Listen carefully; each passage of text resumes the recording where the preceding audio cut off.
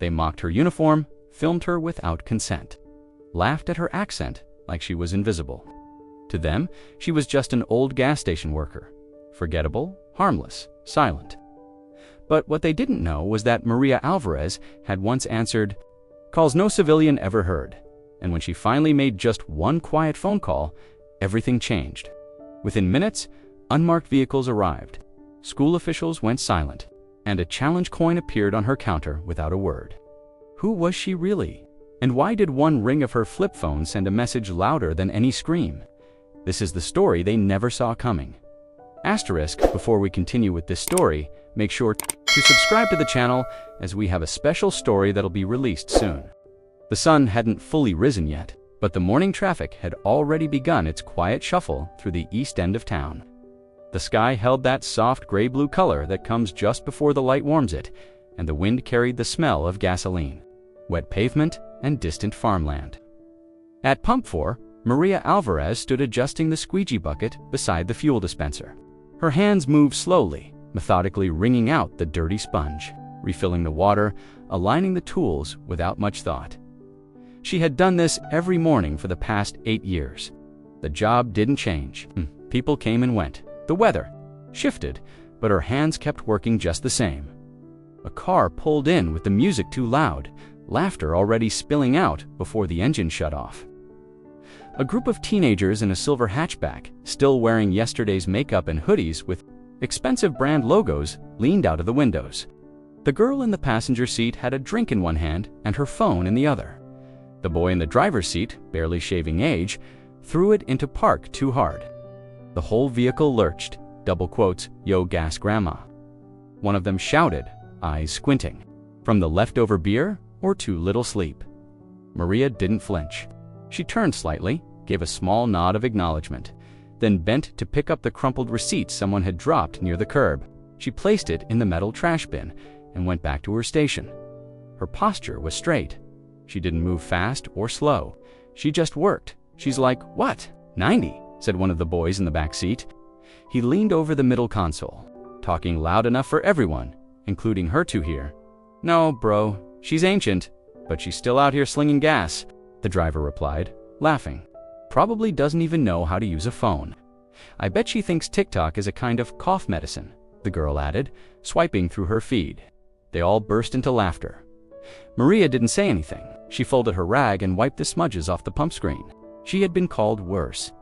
In another time, in another country, these words were light, surface level, the kind that bounced off unless you let them stick. Still, the laughter cut through the crisp morning quiet in a way that lingered longer than it should have. One of the teens pulled out a phone and zoomed in, pretending to film her from the passenger seat. "Smile for the camera, Senora.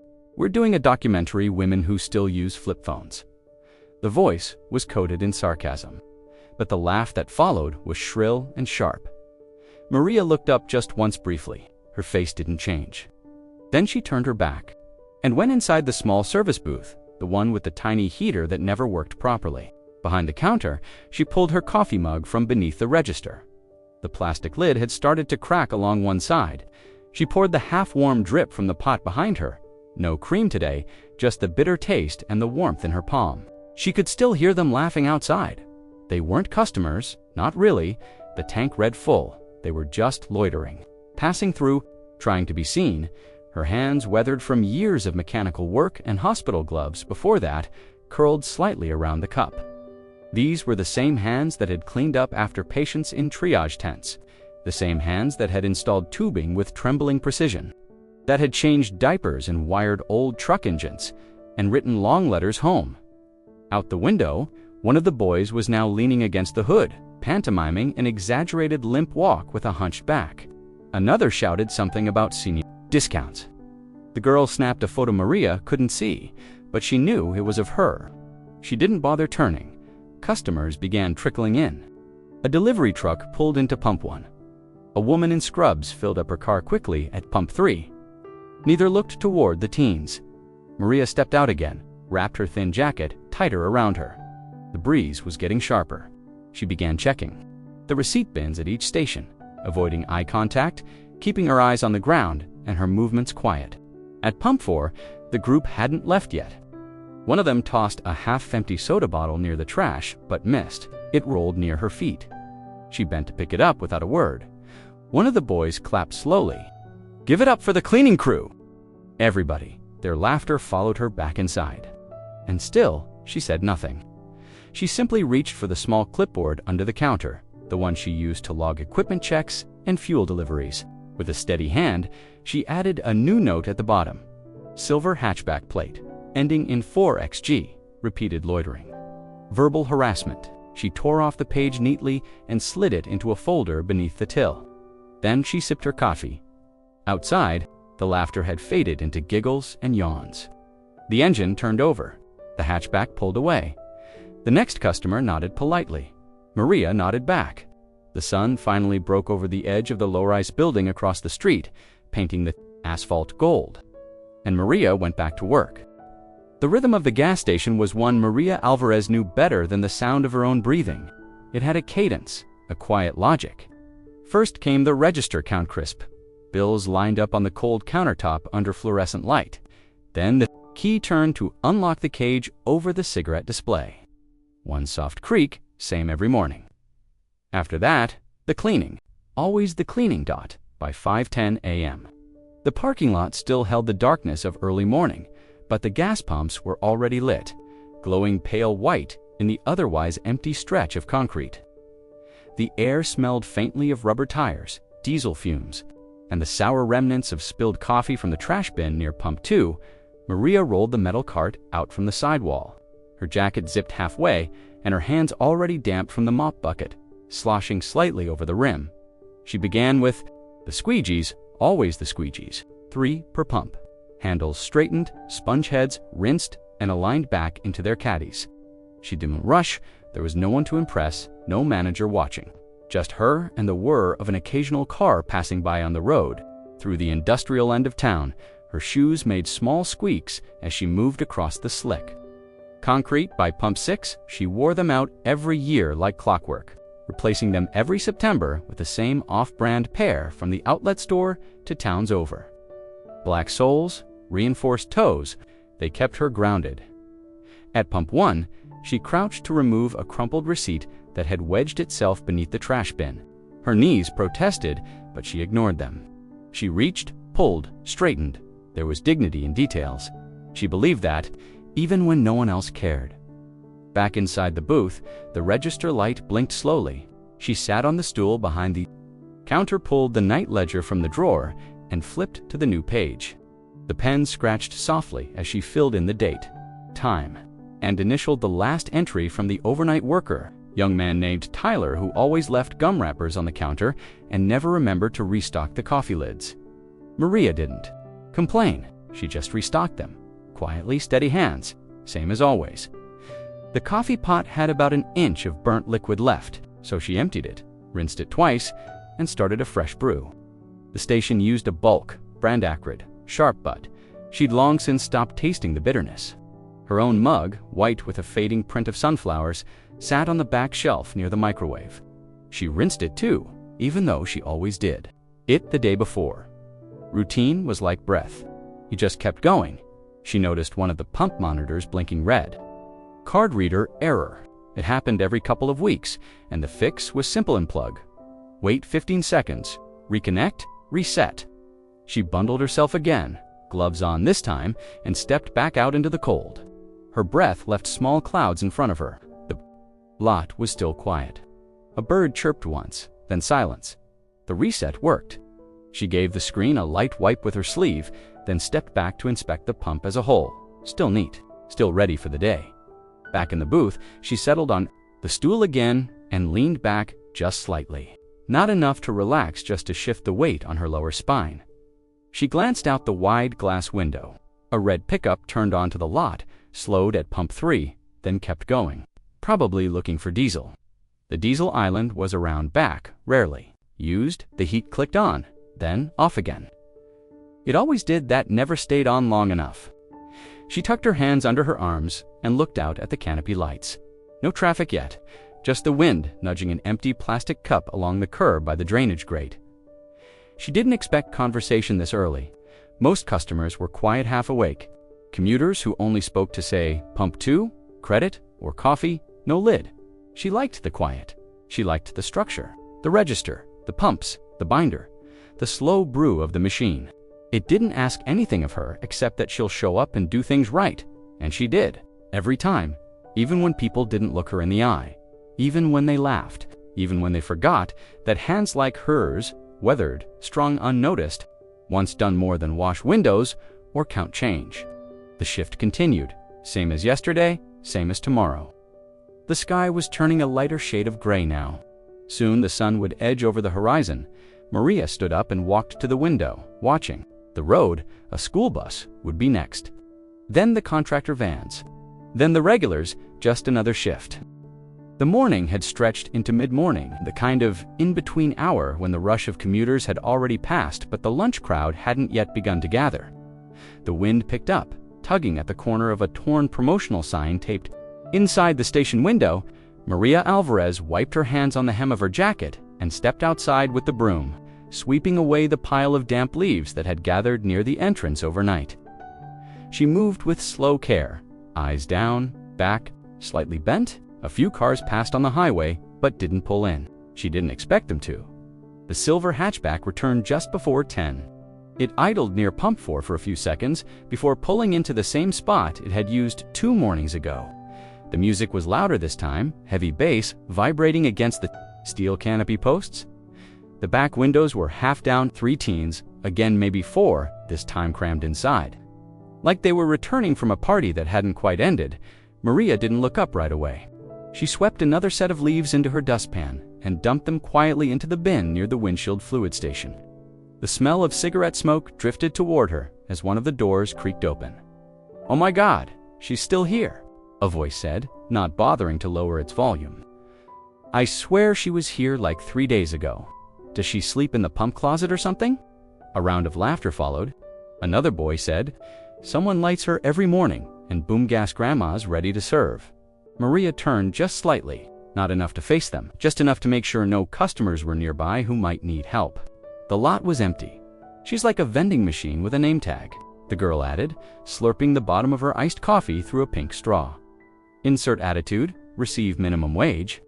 The laughter wasn't cruel in the sharp way of angry people. It was worse than that. It was casual, dismissive. The kind of laughter that comes from kids who had never been told no, who believed the world spun a little faster when they were watching. Maria walked back toward the counter, the sound of her boots clicking against the pavement was lost beneath their voices. "She talks like she's in a telenovela." "Excuse me, Center, pump number 4. "How do you say credit card?" his friends roared. One of them banged the car door twice in amusement. "She probably used to be, like a dishwasher or something," another one said, tone thick with superiority. "Now she's just out here pumping gas for strangers." "Just a gas pumper," the girl repeated, giggling. "God, I'd cry if that were my mom." The words echoed through the steel canopy like they had weight. The wind caught them, pushed them outward, as if even the air didn't want to hold them too long. Maria opened the station door and stepped inside. The warmth hit her face, but it didn't soften anything. She didn't cry, she didn't even sigh. She set the broom back against the wall, clicked the dustpan into place, and went behind the counter. She glanced at the small monitor that showed the exterior security feed. All 4 teens were still laughing. One of them had climbed out and was now dancing next to the pump, swinging a jacket above his head like a lasso. She didn't reach for the phone. She didn't call her manager. She just watched, hands resting quietly on the edge of the counter, her eyes still and unreadable. Outside, one of the boys had picked up a window squeegee and was pretending it was a microphone, doing a faux broadcast. In her accent, while the others recorded it on their phones, live from gas station hell. He said dramatically, "We bring you Senora Maria, pump technician to the stars." More laughter. The red F-150 pulled in a minute later, the same one that always came on Tuesdays. Government plates. The driver didn't look at the teens. He parked at pump 2, got out, and nodded once toward the booth. Maria nodded back. That simple exchange, the nod stopped the laughter for just a second. The boy holding the squeegee glanced at the truck, then quickly dropped it back into the bucket. Maria didn't wave. She didn't smile. She just stepped out again, clipboard in hand, and walked past the silver hatchback without a word. The wind picked up again, scattering the leaves she'd just swept. Behind her, the canopy felt colder somehow, and the laughter grew quieter. It came every Tuesday, always between 10:10 and 10:20 a.m., a battered red F2 150 that looked like it had seen more miles than most people drive in a lifetime. The body was sun-bleached, and the tailgate hung slightly uneven. There were no stickers, no decals, just a small scrape on the rear left panel, and a front bumper that looked like it had been replaced more than once. The only thing that ever stood out was the license plate white background, black letters, and a subtle blue federal tag in the corner. Government-issued Nota Maria had noticed it the first week she took the job. Not because the truck was flashy or loud, but because it was the opposite. The vehicle pulled in the same way each time, slow and deliberate, tires easing into place at pump 2 like it had claimed that spot years ago and nothing had changed since. The driver always stepped out the same boots hitting the pavement, one after the other, soundless but firm. He never said a word, not once. She didn't know where he worked or what office he purported to. She never asked, he didn't offer. And in the quiet understanding that passed between them, neither one needed more than what already existed: a nod, a moment, and silence. The man himself was unremarkable in a way that made him difficult to describe: medium height, graying around the edges, lean without being thin. He wore the same clothes each time: dark green jacket in the colder months, tan canvas shirt in the warmer ones. His face was weathered but alert. His eyes, when they met hers, didn't linger but always acknowledged. There was no friendliness there, but no coldness either, just recognition. Maria had grown used to the nod. It came every Tuesday, exactly once. Right after he swiped his card and before he unscrewed the gas cap. A small dip of the head, subtle but deliberate. He never looked around, never checked his phone, never leaned against the truck or made small talk. He simply stood by the pump, arms relaxed, posture straight, like someone used to waiting without wasting time. She didn't know what branch he might have come from. If he'd come from one at all, the plate told her enough. The kind of enough that meant discretion, routine, and a job that didn't need explaining. Maria appreciated the consistency. In a place where people came and went without a glance, where they barked orders through rolled-down windows and tossed crumpled bills on the counter without looking up, he was a fixed point, a quiet clock that reset the week.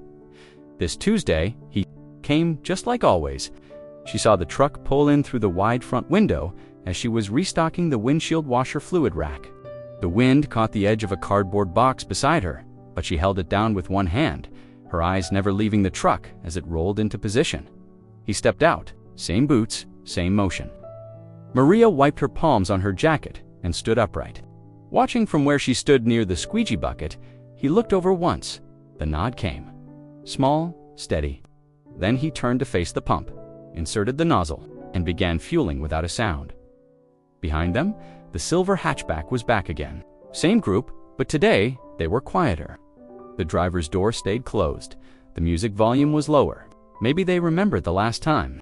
Or maybe they noticed the truck. Maria walked past them, carrying the box of cleaning rags back toward the service booth. She didn't glance at them. She didn't need to. Inside, she placed the box beneath the counter and straightened the stack of receipts beside the register. The camera monitor showed the red F150 still at pump 2, the driver standing exactly as he always did, alert, quiet, alone. She took her coffee from the back shelf, sipped, and watched the screen. He replaced the pump handle, tightened the gas cap, and climbed back into the truck without hesitation. As he drove off, his eyes caught hers through the window. Just for a moment, another nod, and then he was gone. Not a word spoken. Never had been. But it was the only kind of conversation that mattered. The sun had fully risen now, casting sharp-edged shadows from the canopy down onto the cracked concrete. The mid-morning lull had settled in a quiet stretch between the early rush and the lunch hour, where the only real noise came from the low hum of the refrigerator in the booth and the occasional gust of wind rattling the air pump sign. Maria had just finished restocking the snack shelf, aligning rows of jerky packets and off-brand trail mix with practiced precision, when she noticed them again. Same silver hatchback, same laughing group. They hadn't come for gas this time. Not really. They pulled in fast, music already blaring, windows down. One of the boys threw his half-eaten sandwich wrapper out the window as they idled beside Pump 4. The car was parked at an angle that spilled halfway into the access lane, taking up more space than necessary, as if that part of the station belonged to them. Now, Maria stood behind the counter, eyes on the screen. Watching, she heard the shuffle of tires before she saw the other car. Dull green sedan with veteran plates slowly easing its way into the station. The driver's side mirror was taped in place, and the bumper bore a faded sticker that read Operation Desert Storm. The man behind the wheel wore a cap that matched the sticker. His hands moved carefully on the wheel, deliberate and slow. The kind of movements Maria had seen many times before, hands that still remembered how to be steady even when the rest of the body no longer followed as easily. He pulled up to Pump 5, but the angle made it difficult to get close enough. The silver hatchback had stopped just far enough into his lane that he couldn't reach the pump from his window. He inched forward, then reversed slightly, trying again. Still not enough room. His indicator blinked politely, even though no one was watching except Maria. She stepped outside without rushing. Her jacket zipped, clipboard tucked under one arm. The wind caught her hair just slightly as she walked across the pavement, slow, but purposeful eyes scanning the lot, voice low when she reached the open window of the hatchback. "Excuse me," she said, tapping gently on the top of the doorframe. "Would you mind pulling forward a little? The man behind you can't reach the pump." One of the boys looked up, chewing something. The driver glanced in the side mirror, then rolled his eyes. "Relax, gas lady, we're just finishing a song. It'll take 30 seconds, Maria replied, her tone neutral. "He's waiting." The girl in the passenger seat leaned toward the window, sunglasses pushed up onto her forehead. "Oh no," she said mockingly. "We've upset the pump manager. What do we do now, boys?" Laughter. Maria didn't flinch. "He's a veteran," she said quietly. "Just needs the space. That's all." The driver snorted. "Yeah, and I'm a brain surgeon. Everyone's something these days." "Maybe he should have picked a better spot," another boy added. "Or a faster car." More laughter. Maria kept her eyes on the driver, didn't say anything more, didn't raise her voice. She just stood there, clipboard still tucked under. Her arm, waiting. The veteran, still in his car, hadn't honked or waved. He just waited, turn signal blinking in silence. Eventually, the girl sighed, theatrically. "Fine, but only because it's your favorite day of the week, Senora." The hatchback jerked forward a few feet, tires squealing just enough to make a point. The gap they left was narrow. The green sedan pulled up slowly behind them, the man giving a small wave toward Maria as he eased into place. She nodded back once. The silver car didn't leave. They stayed idling, the music coming back on, louder this time, but the laughter didn't pick up again. Not yet. Maria turned and walked back to the booth, her steps measured, her face unreadable. Behind her, someone from the hatchback called out, "Don't trip on your clipboard." But the mockery sounded thinner now, like it had been said out of obligation, not momentum. As if they felt something had shifted and didn't know why. Maria stepped back inside, shut the door quietly behind her, and returned to the register. The camera feed flickered once, then settled. The green sedan was fueling up. The silver car hadn't moved, and for a moment, the station was still. Maria poured the coffee slowly, letting it fill the cup without hurry. The pot was fresh brewed not 10 minutes ago, but the warmth it offered did little to reach her fingers. Her hand curled around the paper cup, thin plastic lid in the other. She didn't sip it yet, just held it there, feeling the steam rise faintly toward her chin. The small heater beneath the counter clicked on and off again, never staying warm long enough to be useful. Outside, the silver hatchback still sat at Pump 4. The engine idled. One of the boys had reclined his seat and rested both feet against the dashboard. Another leaned half out the back window, waving his phone lazily like he was filming the clouds. The girl in the front seat had tilted her head back, sunglasses on, chewing something and smacking her lips, like the world around her was nothing more than background noise. Maria watched them from behind the glass door. Her reflection stared back at her faintly in the smudge-rimmed pane, a ghostly outline overlaying the scene outside. She didn't move, just held her coffee in one hand, one elbow leaning against the counter beside the napkin dispenser. Offered, none implied. Not after blocking the veteran, not after the mocking, not even a sideways glance of acknowledgement. She hadn't expected one, but some part of her quiet, and far beneath the surface, had still waited for it. A simple nod, even. Just something that suggested they had noticed what they'd done and felt something about it. Nothing. One of the boys stepped out now, stretching like he'd just woken up from a long nap. Arms over his head, hoodie riding up over his waistband. He sauntered toward the garbage can with the kind of loose arrogance only teenagers can carry, like nothing would ever touch them, like nothing they did needed to make sense to anyone else. He dropped a crushed bottle onto the sidewalk beside the bin without looking and walked back to the car. Maria took a sip of the coffee finally. It was warm, but only barely. The kind of heat that didn't spread, didn't settle in the chest. She lowered the cup again. The sky had turned a pale. Gray thin clouds moved overhead like stretched cotton, and the wind picked up, rustling the faded American flag hanging above the diesel sign. The lot was otherwise empty. A delivery van had come and gone. A woman in scrubs had stopped quickly for fuel and coffee earlier and now was long gone. Only the hatchback remained, squatting like it belonged.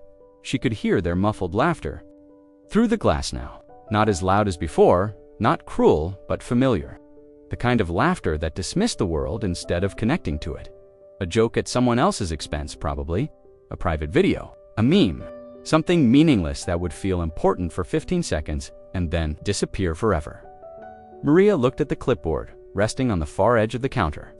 She'd logged the interaction from earlier already. Time, description, plate, number, brief note. Nothing dramatic, just facts. She logged everything now. After years in places where details meant survival, where timelines weren't just helpful but necessary, she had learned not to leave things to memory. The coffee cooled more in her hand. She didn't bother refreshing it. The boy in the back seat leaned out again and tossed a wrapper near the pump. It fluttered against the concrete, caught by the wind, and rolled once before, settling against the curb. Maria didn't move. She didn't go outside this time. She just watched. The driver revved the engine once, then stopped. The car didn't move. The heater clicked on again. The same 3 seconds of warm air, then off. Maria set the coffee down slowly, removed the lid, and poured what remained into the plastic sink behind the counter. She rinsed the cup with practiced motion, not out of need, but habit. Her hands moved calmly, quietly, doing what they always did. Outside, the hatchback still hadn't left. Inside, the clock above the counter ticked once, unnoticed. And the apology, like the coffee, had grown cold. The office in the back of the station was barely big enough to fit 2 people standing upright, though it technically held a desk. A filing cabinet with 1 broken drawer, and a bulletin board pinned with faded training notices from years ago.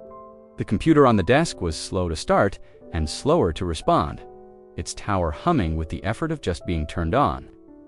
Maria stood quietly by the door, still in her jacket, her hands folded in front of her. Her manager, a man named Rick, with a permanent Bluetooth earpiece in his left ear, was seated with a large iced coffee, sweating on the corner of the desk, and a spreadsheet open in front of him. He didn't look up when she entered. She waited after. Nearly a full minute. He waved a hand absently toward the chair across from him. "Yeah, go ahead." Maria sat careful not to let the chair scrape the floor. She unfolded the slip of paper she had written on during her last break dates. Times, license plate partials, a short summary of the morning's behavior at pump. 4. "I'd like this documented," she said, sliding the paper across the desk toward him. Rick glanced at it without touching it. "About the kids?" "Yes." Again. He sighed and leaned back in his chair. The computer chimed and froze for a second. He clicked something, cursed quietly, then leaned forward again and finally picked up the paper. He read it, not aloud, just enough to give the impression of reading. "They didn't damage anything, right? No gas stolen, no anyone get hurt." Maria hesitated, then said, "A veteran was blocked from using the pump. I asked them to move. They mocked him, then me." Loudly, Rick exhaled through his nose. "Yeah, but nothing physical. No fights. Not like the time with the guy who shoved that windshield bucket." Maria said nothing. Rick folded the paper once and placed it to the side of his keyboard, like something he might need later, but wouldn't. "Look," he said, adjusting his posture.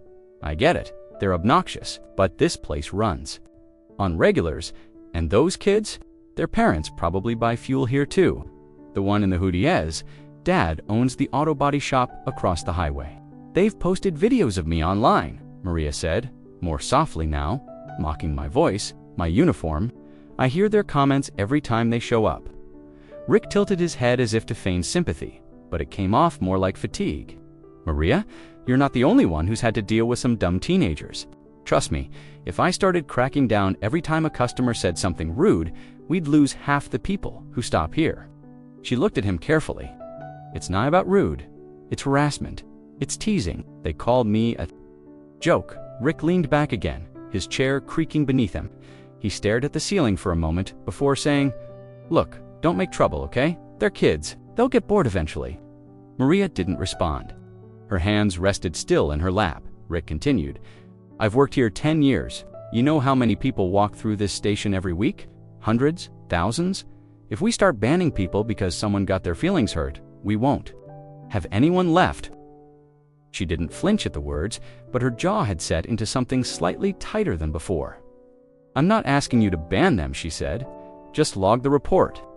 He gave a small shrug and turned back to the computer. "Fine, I'll write something up, but don't expect miracles. Head office doesn't care unless something goes viral or someone gets punched." Maria stood quietly. She nodded once and left the office without another word. The door clicked shut behind her. Back in the booth, she slid her own copy of the incident note into a manila envelope beneath the register. The envelope was already thick with others, dated, labeled, quietly preserved. Outside, a new customer pulled up to pump one. Maria straightened her name badge and stepped out, her posture calm. Behind the glass door, the manager's office light flicked off. It happened in the way these things always do, without warning, without permission, and without any chance to stop it once it started. Maria didn't know when the photo had been taken. She only realized something had changed when she stepped into the booth the next morning and found the overnight clerk, Tyler, unusually quiet. He nodded at her, gave the briefest morning, then kept his eyes down as he counted the register, fingers moving too fast and missing every other bill. She noticed it again when a regular customer, Mr. Ellsworth, didn't look at her the same way he usually did. He always asked about her coffee, always joked about her being the only person who could keep the squeegees from freezing in winter. But today, he pumped his gas quickly and kept glancing at her through the mirror, like he was deciding whether or not to say something. He didn't. He left without waving. Maria poured herself a coffee and stepped behind the register, noting the odd glances from a pair of college-aged kids who passed through the convenience aisle. Laughing at something on one of their phones, they didn't buy anything, just loitered long enough to point, smirk, and walk back out by 10 a.m. The feeling in her chest had settled into something cold and familiar, like walking into a room where someone had just stopped talking about you. She didn't have social media, never needed it. Her daughter had set up a private account years ago just to share family photos. But Maria hadn't logged in since Alina deployed. She used a flip phone. She paid bills in cash. Her world was physical, real, manageable. It was Tyler who finally broke the silence. He approached her at the end of his shift, hovering by the back counter with his backpack half-sipped and his earbuds slung over one shoulder. "Hey," he said, not quite meeting her eyes. Just so you know, there's this video going around, like online, of you." Maria looked up slowly, her expression unreadable. He cleared his throat. "It's not like bad, it's just that one group, the loud ones. They posted something, just thought you should know." She didn't ask to see it. She didn't need to. But when he hesitated, holding his phone with the screen already lit, she gave a small nod. He turned it toward her. The video was low quality, clearly filmed from inside the car. Her figure, back turned, head slightly bowed, was centered as she bent to pick up a receipt near pump 4. Her uniform looked wrinkled in the morning light. Her hair had slipped from its bun. The caption read, "When the gas station NPC tries to teach you manners, #gas GRAMMA, #cringe accent." The audio played over it. One of the teens imitated her voice, layering in an exaggerated accent, repeating fragments of sentences she hadn't even said. "Sinar, please move. Gas is for real customers." It wasn't even what had happened. The comments were worse. Bro, she looks like she came with the pump. Bet she's still faxing receipts. NPC voice activated. Laugh emojis stacked in lines. A few defended her half-heartedly, but most did in single quotes. Maria stood still. Tyler lowered the phone and looked embarrassed, almost ashamed. I'm sorry, he said. I just thought you should know. She nodded once, then turned back to the counter.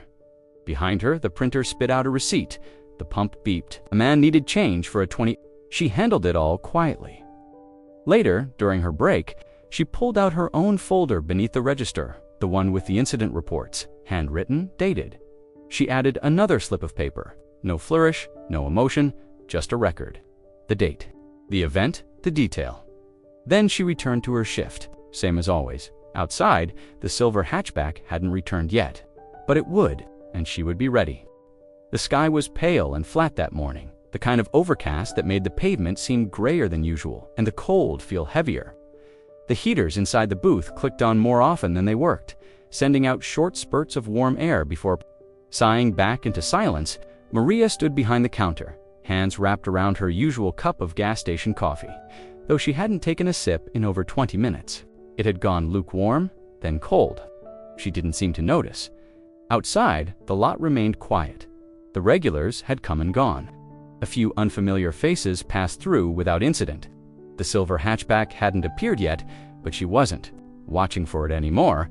She had decided that much if it came, it came. She wouldn't let it change the way she stood, or how she folded the receipt slips, or how she answered when someone asked for change. She had barely spoken all morning. Mrs. Ruiz pulled in at pump 6. Maria knew it was her before she even stepped out of the car. The beige Buick with the dented rear bumper. The floral print sun visor still clipped over the windshield, and the soft jazz station always just audible when the windows rolled down. Mrs. Ruiz came every Thursday morning, always around the same time. She paid in cash.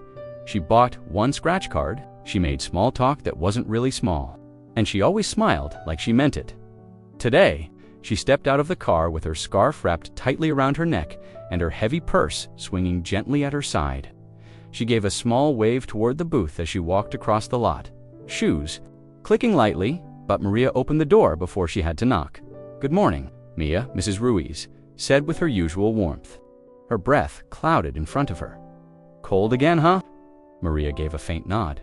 "Yes, ma'am, little colder than yesterday." Mrs. Ruiz narrowed her eyes slightly, taking in Maria's face, the stiffness in her shoulders, the way her hands gripped the cup like it was something she might lose if she let go. There was something in Maria's expression that wasn't usually there. Something puffy around the eyes. Something too still about her mouth. "Did you sleep all right?" Mrs. Ruiz asked, casually enough, but with weight behind the question. Maria nodded again, but didn't speak.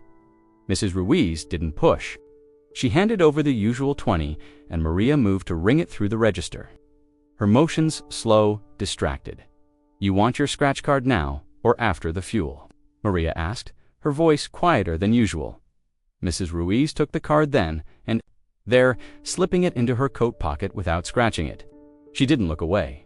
"You've been crying, haven't you?" Maria froze for just a second, her hand hovering over the receipt printer. "I'm fine," she said quickly. Too quickly. Mrs. Ruiz tilted her head. "That's not what I asked." Maria pressed the button for the receipt. The machine buzzed and clicked. "I don't want to make trouble," Maria said, still not looking up. "It's nothing, just people being people. People being cruel, you mean?" Maria's lip twitched slightly. Mrs. Ruiz stepped closer to the counter. "Do you want me to call someone? The station owner? The police? That woman from the town council with the short hair and the loud voice?" Maria shook her head slowly. "No, thank you, but no." There was a long pause. The only sound was the low whine of the heater trying to start again. Mrs. Ruiz finally said softly, "You don't deserve to be treated like that. None of us do." Maria gave a tired half smile. "I've been through worse. I know you have," Mrs. Ruiz replied, "but that doesn't mean you should have to go through more." Maria folded the receipt and handed it over. "All right," she said. "Just a bad day." Mrs. Ruiz accepted the paper, but she didn't move right away. "You let me know if that changes. Some of us are watching, even if they're not." Maria nodded once, eyes lowered. Mrs. Ruiz turned and walked back across the lot, coat pulled tightly around her. The Buick started with its usual rattle. She drove off slowly, pausing just long enough to glance at the booth again before pulling out onto the road. Maria stood behind the counter, hands still around the coffee. The cup had gone cold completely, but her shoulders, just slightly, had started to loosen. The photo was small no larger than a postcard, and slightly faded from years of sunlight sneaking through the narrow strip of window behind the counter. It was taped above the register. Dates. Most customers didn't notice it. The ones who did rarely asked about it. But Maria looked at it every day, even when she didn't mean to. It had become a part of the rhythm of her shift. Like checking the till or straightening the scratch-off display, the woman in the photo wore desert camo. Sleeves rolled up, sunglasses perched on her forehead, and a half smile that didn't quite cover the sharpness in her eyes. Her name tag was visible, Alvarez, and on her shoulder, a patch marked her Unit 1. Maria never spoke aloud. The background showed tents and dust and the blurred shape of a helicopter blade, frozen mid-spin. Alina had sent it from somewhere she couldn't name. The letter had been short, just, "I'm okay, don't worry." "This one's not for posting online." Maria had taped it up the next morning and never taken it down. When the station was empty and the light shifted just right, she sometimes found herself staring at it. Not for comfort, not even for longing, just to remember something solid, something that hadn't been touched by mockery or noise. Alina was halfway across the world, working in places Maria only read about in the news, doing things they never fully explained. But she was steady, grounded, capable in a way that quieted every insult thrown at Maria's back. That morning, the silence in the booth was only broken by the steady tick of the small wall clock and the low hum of the refrigerator motor under the counter. Maria had just finished restocking the shelves with bottled water and cleaning wipes when she turned and caught the edge of the photo in her peripheral vision. She paused. Her eyes traced the crease running diagonally through the middle of the image where it had once been folded neatly into an envelope. The tape at the corners had yellowed slightly. She reached out and pressed it flat, smoothing it gently with the tips of her fingers. The overnight clerk had once asked if Alina was in the National Guard, guessing based on the uniform. Maria had simply said, "She's in something more specific," and left it at that. People didn't need to know everything. What mattered was that Alina was out there, moving with purpose, carrying strength in her stride the same way her mother once had before things got quiet, before things got small. Outside the pump beeped, signaling an empty nozzle. A man in a company van nodded at Maria through the window, gave a small wave. She responded with the same short motion and went to reset the machine. The transaction was quick, polite, routine. The man drove off with a thank you that barely reached her ears. Back inside, Maria stepped behind the counter and let her eyes wander back to the photo again. She remembered the day Alina left. The base, the uniform still stiff from being new, the way her daughter had hugged her with both arms but hadn't said goodbye like it was permanent. Just a pause, just another rotation. There were no calls, not regularly. A text maybe once every few weeks, a secure email when possible. But Maria didn't expect more than that. What mattered wasn't how often she heard from Alina. What mattered was knowing she was still out there, doing something that made sense. Even if the rest of the world did in single quotes, and when the kids in the silver hatchback laughed, when her manager shrugged, when strangers filmed her voice like it was something to parody, Maria would glance up at the photo and steady herself. Not out of pride, not even defiance, but because it reminded her there was a part of her story no one could mock. There was strength in silence. There was dignity in what wasn't explained. She adjusted the tape at the top right corner of the photos where it had started to peel, then she turned back to the register, folded the delivery receipt into the logbook, and returned to her coffee outside. The wind picked up, but inside, Maria stood anchored, always anchored. The days passed slowly, but not quietly. The station kept its usual rhythm, vehicles pulling in and out, receipts printing. Coffee brewing in its bitter cycle, but something beneath it had shifted. Maria spoke only when necessary. Her greetings were shorter, her tone flatter. She answered questions, gave change, and filled the mop bucket at the same times she always did. But the part of her that offered warmth, that asked about the kids, or offered a free refill to someone who looked tired went still. It had been 3 days since the video surfaced. She hadn't seen it again. Once was enough, but she could feel it everywhere. In the way some customers kept looking at their phones, then at her. In how conversations would trail off when she approached. In how even Tyler, who usually talked too much about podcasts and snack food, now kept his voice low and only spoke when he had to ask for a drawer count or when inventory ran short. Maria didn't ask him anything. She didn't need to dot each day, more people seemed to know. Some of them tried to hide it. A few offered looks that were almost apologetic, as if pity could be handed over like a receipt and then forgotten. Others weren't subtle at all. Teenagers. Mostly, some had never even been in the station before, but came in laughing, recording on their phones, trying to whisper loud enough to be heard. That's the one, right? Gas station grandma? She really talks like that in real life. Dude, she looks exactly like the video. Maria didn't respond. She rang up their purchases without comment, placed change into their palms without meeting their eyes, and cleaned the counter after they left, even though it wasn't dirty. The act of wiping it down gave her something to do with her hands.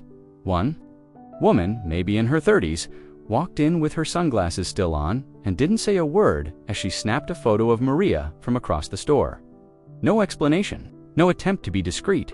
She bought a bottle of water and left without speaking. Maria folded another note into the envelope beneath the register. Date, time, description. When no one was watching, and sealed the flap carefully. Even the regulars had begun to shift their behavior. Mr. Ellsworth didn't joke anymore. He filled his tank, paid cash, and offered a quiet nod. Mrs. Ruiz hadn't been back. Maybe she would come later in the week. Maria hoped so. It was easier when someone still looked her in the eye. On the third day, a delivery driver leaned on the counter a little too casually and said, "You're famous now, huh?" Maria didn't answer.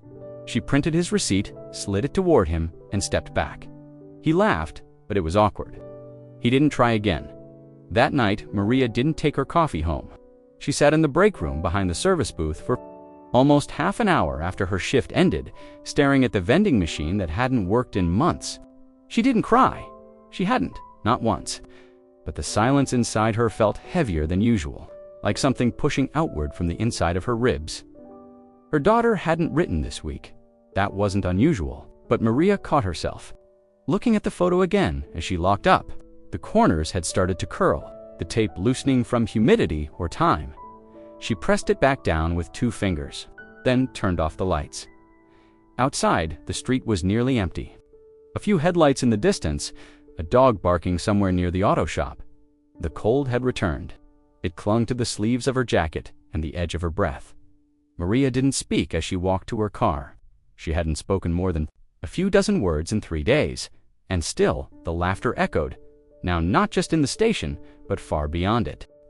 There were few things Maria Alvarez allowed herself to keep close during her shifts. A small spiral notepad tucked under the register, a pair of reading glasses that lived in a tin beside the scratch cards, and one worn solid coin that never left her pocket. She didn't talk about it, didn't show it to anyone, but it was there, always. Its weight pressed gently against the fabric of her apron as she moved from the pumps to the coffee station and back again. And sometimes, when the noise outside got loud or the silence inside got too heavy, she'd slip her hand into her apron and run her thumb across its surface. It was a challenge, coin-silvered edges dulled from years of wear. The center embossed with a bald eagle mid-flight. Above the eagle, a phrase curved in precise lettering for courage beyond duty. The back bore a number, barely visible now. The coin had been a gift, not the flashy kind given for ceremonies or promotions. This one had been passed quietly, with no audience, no photographs. It had been slid across a folding metal table inside a dimly lit hangar on a cold afternoon. Nearly 20 years earlier, Maria hadn't worked at a gas station back then. She hadn't even lived in this town. Her hair had been darker, her voice louder. She'd worn a uniform, one that didn't come with a name tag printed in plastic. She didn't think about those years, often not because they didn't matter, but because no one here ever asked, and that was fine. Still, she kept the coin, not as proof, not for nostalgia, but because it reminded her of something that no viral video or sneering remark could touch. It reminded her that once, when no one else would step forward, and someone had noticed. That morning, as the wind cut across the lot and the canopy above, Pump 4 creaked faintly. Maria found herself reaching into her apron without thinking.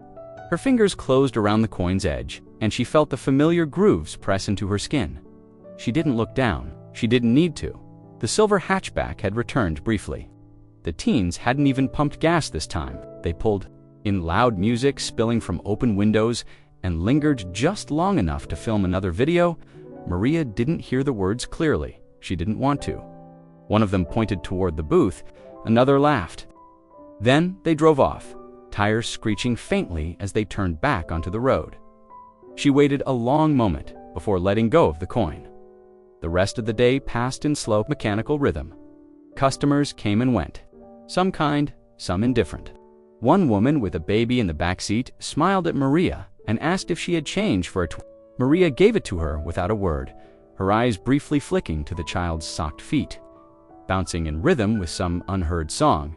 It wasn't until the break room emptied that evening that she allowed herself a longer moment. She sat in the plastic chair behind the lockers and pulled the coin from her apron. It rested in her palm like it belonged there. She turned it once, twice, the eagle's wings still sharp around the edges, the words still faintly legible in the right light. She hadn't told Elena about it. Her daughter knew some things, not all. Maria didn't speak of the past easily, especially not when so many people only saw her as someone who handed them receipts and pointed to the bathroom key. But this coin? It wasn't for show. It wasn't for proving anything. It was for remembering, for grounding. She slid it back into her apron before her next shift started. The coffee machine sputtered to life. The register beeped. A man asked for 5 on pump 2, and as Maria handed him his change, she felt the weight of the coin steady against her hip. It wasn't the kind of strength people could see, but it was there, and that was enough. The city bus rumbled into the lot just after sunset, its headlights cutting a wide arc across the pavement as it pulled up beside the diesel pump. The schedule was loose at that hour, late enough that no one really checked their watches, early enough that the station wasn't empty. Maria had been stocking the cooler with bottled soda when she heard the brakes hiss and the unmistakable sound of the creaking hydraulic door swinging open. She didn't need to look. She already knew who it was. Mr. Henry stepped down from the bus in his usual way, slow but deliberate, like each movement was still calculated even after all these years. He wore the same navy jacket he always did, with the Marine Corps emblem stitched on the breast and a patch below it that simply read Henry. His cap, also navy blue, bore faded gold lettering that said Semper Fi. The brim was always just low enough to cast a shadow over his eyes, but Maria could still catch the flicker of recognition each time he looked her way. He made his way into the station, pausing for a moment outside the door like he was taking stock of the wind. When he entered, he gave a small 2-fingered tap to the brim of his cap, his version of a salute. Maria returned the gesture with a slight nod, as she always did. "Evening, Miss Alvarez," he said, voice gravelly but kind. "Evening, Mr. Henry," she replied, though her voice carried less warmth than usual. He noticed, of course he did. The man had spent decades learning how to read people, how to measure what wasn't said. He scanned her face, the set of her mouth, the tired way her shoulders hung. She wasn't standing the way she usually stood. Not tall, not firm. Just there. "Rough week?" he asked, making his way toward the counter. Maria hesitated. Then something like that. He didn't press. He just nodded, eyes drifting toward the dusty rack of impulse buy snacks beside the register. He picked up a pack of mints, flipped it in his hand once, and placed it gently on the counter. "They give you trouble?" he asked, still not looking directly at her. She paused in the act of ringing him up. Her fingers hovered over the buttons. "I'm used to it," she said finally. "That's not what I asked." She looked up then, just for a second. His eyes were steady. There was no pity in them, no soft edge, just understanding. Shared language. Mr. Henry had been stopping at the station ever since the bus company took over the late route. He always came during the final stretch of her shift-bought mints, sometimes a soda, sometimes just change for a 10. But he always stopped, always nodded, always greeted her by name. "Kids with no manners?" he asked. "Or people who think uniforms make someone small?" Maria gave a faint smile. Both. He reached into his coat and pulled out his wallet, placing a 5 on the counter. You want me to speak to anyone? That made her chuckle, just barely.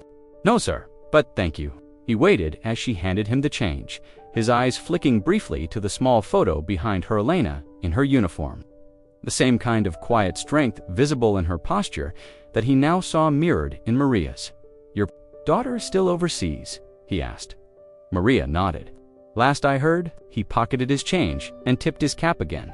Tell her Mr. Henry says stay sharp, and tell her you're still standing, whether they see it or not. She didn't answer right away. Then she said softly, thank you. He made his way back to the bus, his steps unhurried. The door closed behind him with a soft hiss, and the engine growled back to life. As the bus rolled out of the lot, Maria found herself watching the brake lights fade into the dark. For a moment, she didn't feel quite so invisible. The back office smelled faintly of old receipts and microwave dinners. It was the only space in the gas station where the noise of pumps and chatter softened into something manageable.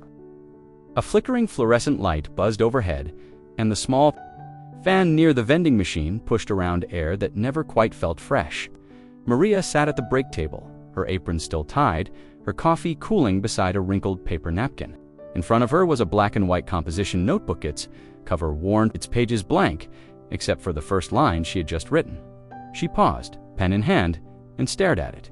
The date, just the date, written carefully in neat, steady print. She had started this notebook for no one but herself, unsure if she'd ever even use the words again. But something had shifted in her after the third viral video. After the customers who didn't even look her in the eye laughed under their breath, thinking she couldn't hear. She had always heard. Maria didn't write because she wanted to get anyone in trouble. It wasn't about revenge or attention. It was about memory, her memory. Because when things start piling up, when days blur and taunts echo, and apologies never come, there's a danger in forgetting the details. And details were what grounded her. She turned the page and began again. Friday, 10:13 p.m., silver hatchback. For passengers, one male mid-20s, gray hoodie, loud music. Filming again, pointed at booth. She paused, reread it, then continued. Did not purchase gas, laughed, pointed, left without incident. Plate partial 6ND or 6NQ, her pen scratched. Softly in the quiet room, she added another entry from the previous night. A woman with a phone angled high, pretending to scroll while recording. A license plate she wasn't sure of. A timestamped. It wasn't that Maria expected the station manager to care. He hadn't before. He'd shrugged the last time she tried to report someone, said something like, kids will be kids, and offered her a longer lunch break. But that wasn't the point. Maria didn't need him to care.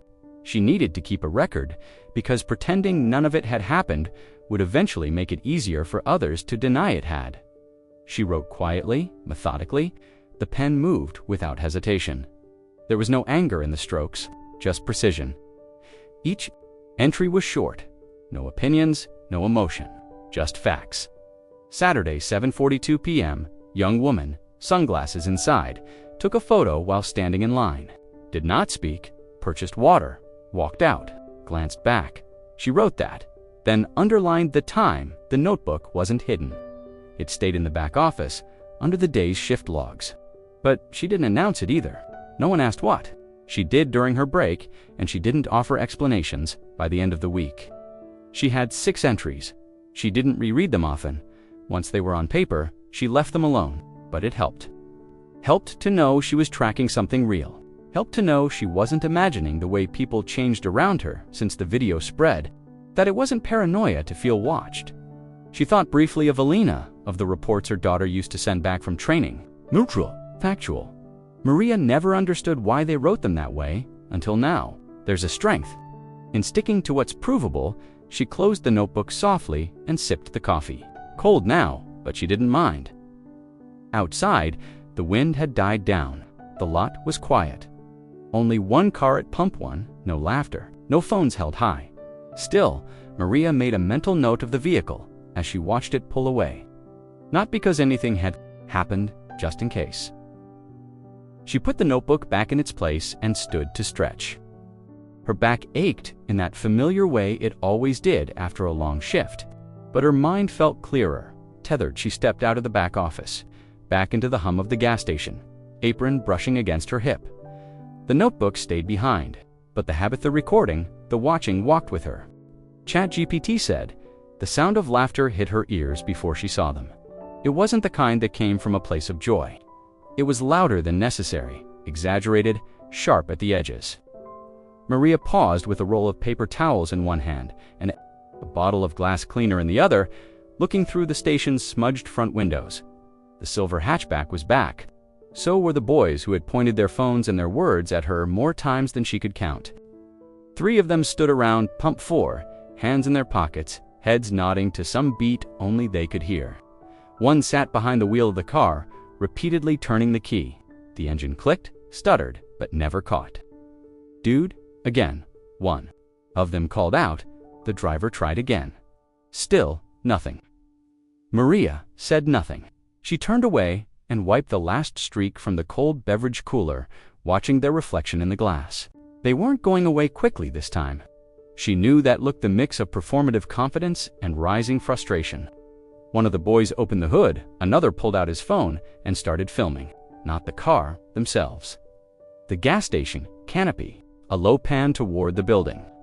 Guess this place breaks cars too, he said, loudly enough to carry. There was more laughter, a mock gasp. Someone said something about haunted pumps. Another muttered something about her name tag. Maria set the glass cleaner down and walked slowly to the door.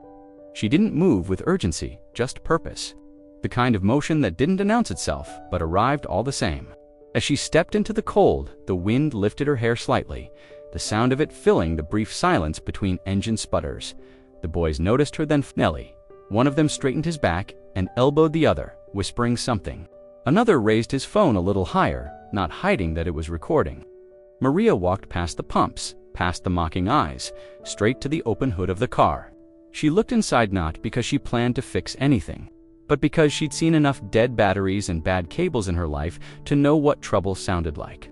The driver looked up from the seat, visibly annoyed now. "We're good, lady," he said. "Don't need help." Maria didn't respond. She simply looked down at the battery terminals, then glanced at the cables. The red one was loose. She reached forward and adjusted it slightly. That was all. Then she stepped back. "You might want to try it now," she said, her voice low and calm. The boy behind the wheel hesitated. The others watched, suddenly quieter. He turned the key. The engine roared to life. A few muffled reactions followed, a small "oh" from the tall one, a laugh from the one with the camera.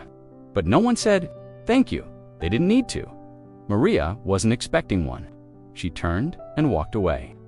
Behind her, one of the teens muttered, "Guess she used to work on tractors or something." The others laughed again, but this time it wasn't quite as loud. Maria stepped back into the station. The warm air greeted her like a wall. She returned to the counter, picked up the bottle of cleaner, and resumed wiping down the card reader.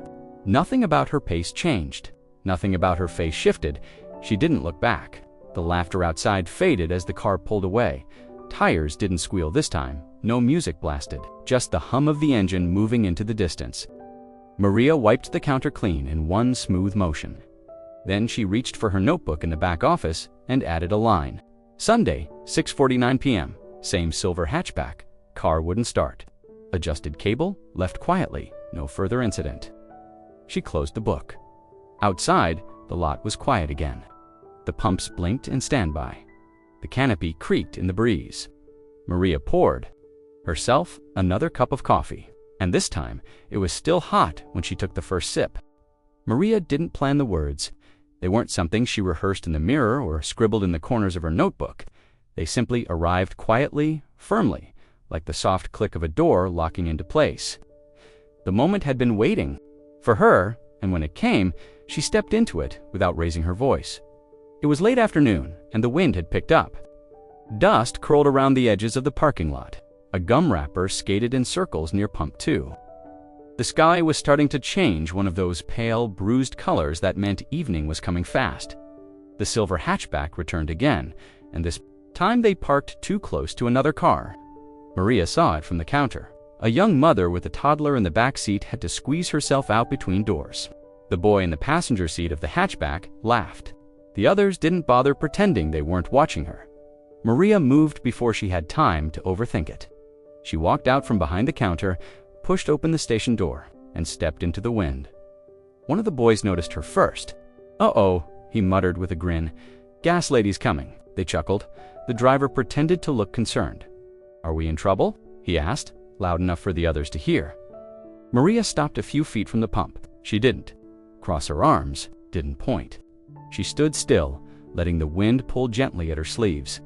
"You shouldn't park that close," she said, voice even. The driver shrugged. She fit. Maria looked at him directly. "That's not the point." The boy leaned out the window. Eyes narrowed in mock curiosity. "What's the point then?" She paused. "Just for a second. You should treat people better," she said. The words didn't echo, they didn't shout, but they landed. Even the boy with the phone lowered it. Slightly. "Some of us," Maria continued, her voice low but steady, "have friends who don't wear uniforms, but they still answer when called." The wind shifted. No one laughed this time.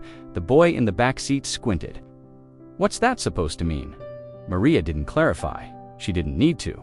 She simply turned and walked back toward the station, her steps slow, her shoulders square. The door clicked shut behind her. Inside, she resumed wiping down the counter. One of the overhead lights flickered, as it always did around this time. She didn't look back out the window. Didn't check to see if they had left. That wasn't the point either. They stayed a few minutes longer, quieter now. The car eventually pulled out without the usual screech. No phones lifted, no windows rolled down. Maria stood behind the counter and glanced at the photo. Tucked beside the register, Alina, her daughter's eyes steady in the frame. A uniform, a flag in the background. But Maria hadn't been talking about Alina, not directly. There were people Maria knew, people who used to send her letters with no return address. People whose names never appeared in newspapers, who didn't wear medals but moved when needed. They weren't interested in being noticed. They just showed up. Maria reached for her coffee. It had gone lukewarm again, but this time she didn't mind. The words had finally come. Not to start a fight, not to shame anyone, just to say, "I'm not invisible, and you don't know who walks beside me, even if you can't see them that night." She didn't write anything down in her notebook. She didn't need to. The station was nearly empty. A soft hum from the coolers filled the silence between passing cars on the highway. The fluorescent light above the register buzzed faintly, casting a pale wash across the scratched counter. Outside, the sun had dropped behind the ridge, pulling most of the color from the sky. Inside, Maria moved without hurry, checking the receipt paper, wiping the card reader, straightening the row of gum packs. Routine actions in a space that had long since become muscle memory. The boys hadn't come back that day, but she had seen one of them drive past slowly around noon. Just once. No stop, no gestures, no music. He kept his head low as the car rolled past the edge of the lot. Eyes fixed ahead, like the station didn't exist. It should have felt like relief. Instead, it left her with a strange tension in her chest. Not anger, not fear, something else, something heavy and quiet. She walked to the back counter and placed both hands on the ledge, where the old landline phone sat. Slightly crooked, its cord coiled too tight from years of being twisted. The keypad had lost half its printed numbers, but Maria didn't need to see them. She pressed the digits one by one, slow and sure, like stepping over familiar stones in the dark. The line rang once, then twice. No greeting when it picked up, just a breath, maybe distant noise wind, traffic, something faint. Maria didn't ask for a name, didn't explain who she was. She said only one sentence. "They're testing limits again." That was all. No follow-up, no questions, no emotion tucked into the words. Then she hung up. The phone clicked softly back into its cradle, and Maria stood still for a moment, as if the act itself required acknowledgement. Her fingers hovered over the cord before letting go. She didn't. Pace didn't check the door. She simply walked to the back cooler and began restocking the shelf with bottles of tea. Her movements calm, precise, unshaken. No one in the store noticed. There wasn't anyone to notice. The last customer had left 10 minutes earlier, a tired trucker who nodded politely and asked if she had spare napkins. She'd given him extra without being asked. Now the store was just quiet again, but it didn't feel the same. That call had never been used lightly. She hadn't touched the number since Alina left for her second deployment. It wasn't even stored anywhere, just a series of digits she kept sharp in her mind, a tool not meant for emergencies in the traditional sense, but for something else. Something built on trust and years of unseen service. Maria had once been the kind of woman who asked for help only when the roof caved in or the water pipes burst. But this wasn't about plumbing. It wasn't even about a video or boys with phones or laughter near the pumps. It was about erosion, quiet, steady erosion of respect, of space, of people pretending others were invisible.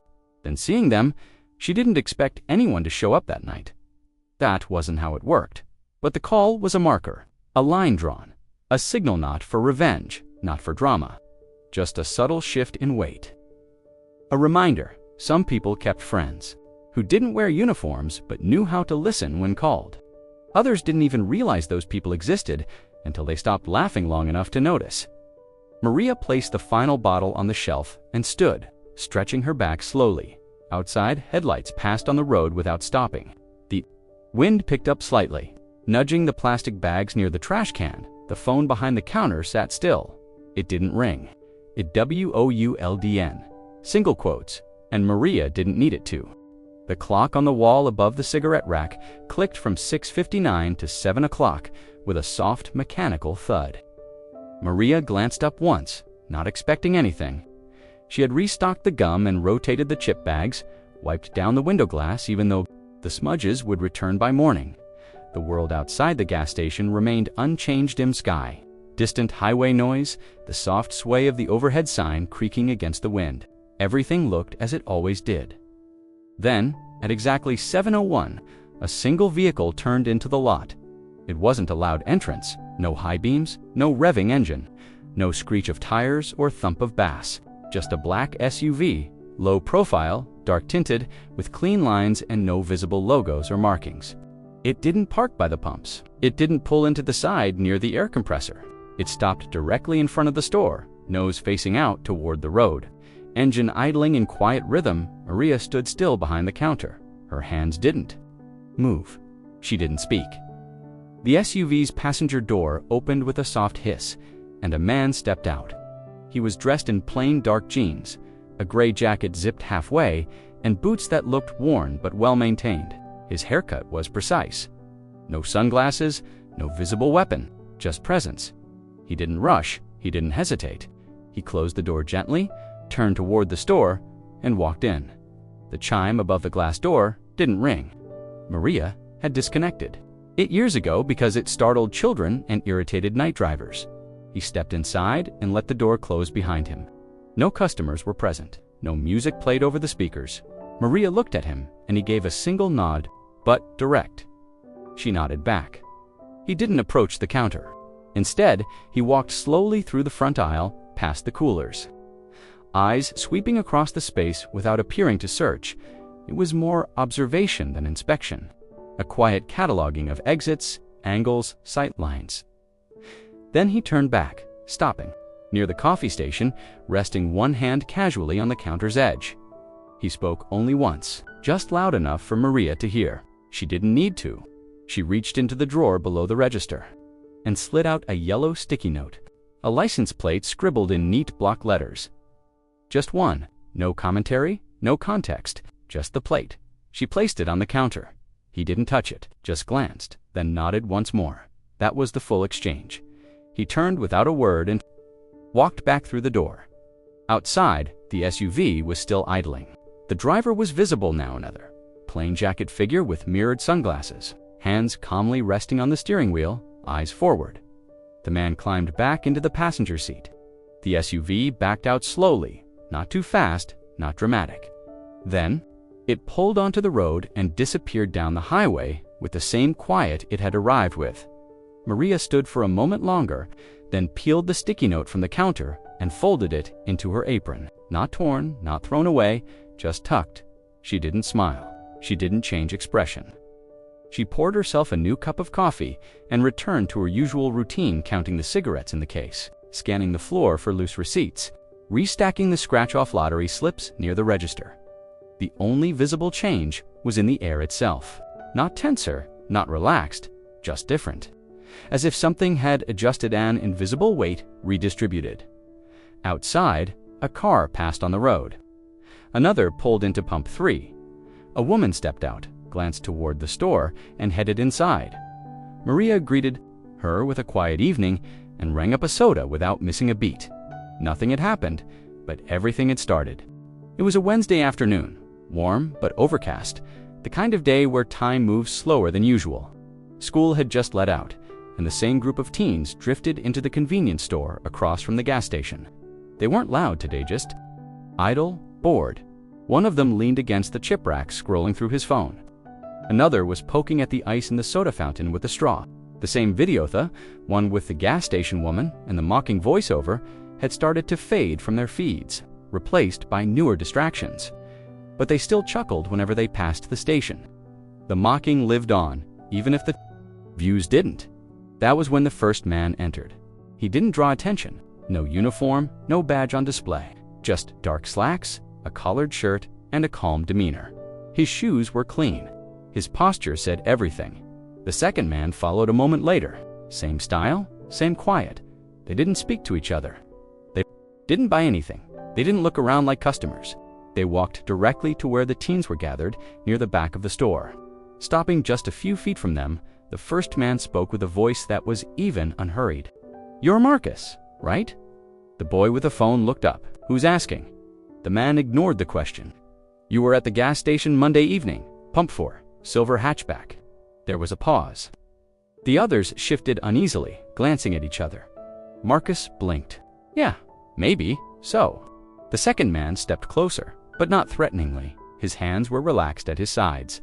"Do you remember what you said to the attendant?" Marcus shrugged. "Not really." The first man didn't move. Think harder. The voice didn't rise, but something in the way he said it made it land heavier. One of the other boys, shorter and wearing a gray hoodie, tried to laugh. It was just a joke. People joke. The second man turned to him. "You think mocking someone's accent is a joke?" The boy didn't answer. "We're not here to scare you," the first man said. "We're not cops. We're not teachers. We're just friends of someone who works quietly. Someone who doesn't like attention." Another boy, one who had filmed the video, started to speak, but stopped when the second man held up a hand. "No more videos," he said. "Seen enough." They weren't loud. They weren't aggressive.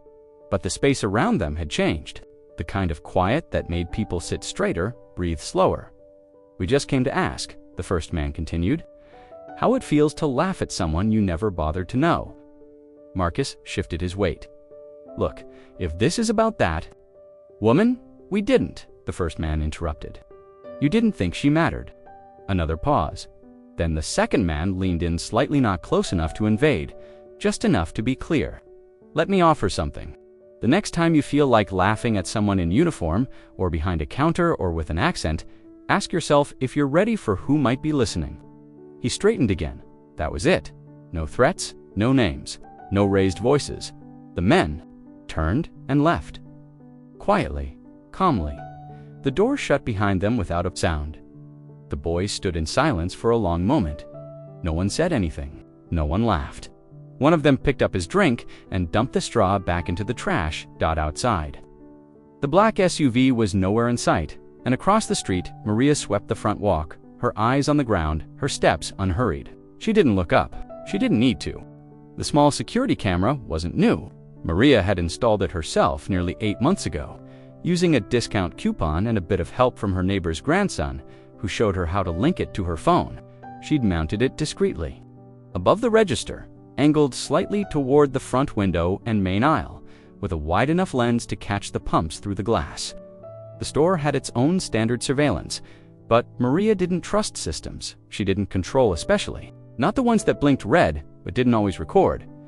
Her camera didn't blink. It didn't hum. It just sat there silent, constant, tucked beside a weathered sign that said, "No bills over $50." On the day they laughed at her accent, the feed had caught every moment. The mimicking, the slurs, the boy filming with his phone, the way they blocked the disabled veteran's car without shame. It had recorded the expressions on their faces and the silence that followed her polite requests. It caught their sneers, their laughter, and the moments when they thought no one was paying attention, Maria had reviewed it only once late at night, with her glasses perched low and the volume turned down. She watched herself move through the frames with a calm she barely recognized. She watched the moment her face tightened, just barely, as one of them called her the help. She saw herself return to the counter, coffee cooling in hand. Shoulders set the way her mother's used to go rigid when company overstayed their welcome. She didn't cry. She didn't get angry. She simply saved the clip and transferred it to a small flash drive she kept in her apron's zipper pocket, the one she never used. When the black SUV had pulled into the lot and the man in the gray jacket stepped out, Maria knew the camera had done its part. She didn't hand over the footage in front of anyone. There was no scene, no statement, just a quiet moment during a shift change. When she walked out to the parking lot where a man with sharp eyes leaned against the passenger door, arms folded, waiting for the evening air to cool, Maria didn't speak as she handed him the drive. He took it with a nod, slid it into a small padded envelope, and returned it to the inside pocket of his jacket. No questions were asked, no promises made. They didn't discuss what was on it. Both already knew. He had only said one thing just before turning to go. Good camera angle? She hadn't smiled, but her eyes had softened. Later that night, after the store closed and she locked the doors, Maria sat at the back table where employees usually folded receipts or balanced their till. She picked up the old notebook where she wrote down license plates and incidents, flipped past the pages filled with smudged pencil notes, and stopped at a blank one. She wrote a single line. Footage handed over 7:23 p.m. Then closed the cover. The official station cameras, still tethered to the dusty hard drive in the back office, remained untouched. Their footage would cycle out in 48 hours, erasing frame after frame of the worst day she'd had in a long time. But Maria's camera, her own, kept everything. Not for revenge, not even for proof, just in case people forgot what it looked like to treat someone like they didn't count. She didn't plan to watch it again. That wasn't the point. She reached up and gently adjusted the camera's angle, just a few degrees, then headed out to sweep the sidewalk beneath Pump 1. Cars passed. The air cooled. And inside, the little light on her camera stayed green.